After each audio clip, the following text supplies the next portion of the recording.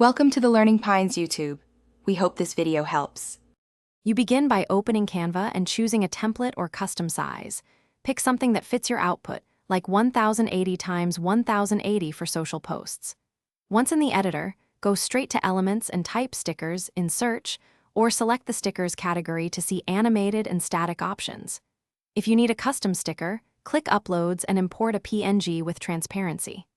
This gets you ready to place, scale, and layer stickers without losing resolution or creating jagged edges. Drag a sticker onto your canvas and use the corner handles to resize. Hold Shift to preserve proportions when needed. Once placed, make sure to use Position to align it with other elements, flip or rotate for orientation, and adjust transparency or color to match your palette. This keeps a cohesive look. If you're composing multiple stickers, group and duplicate to replicate a pattern quickly, or lock a sticker so it won't move while you adjust text and backgrounds. When finished, export in the format that fits your destination.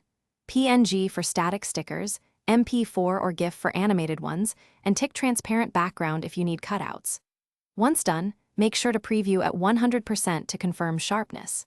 If the file is too large, reduce resolution or flatten layers before export.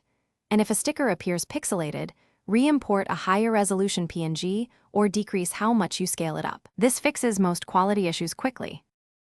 Thanks for watching. Consider subscribing if we helped you.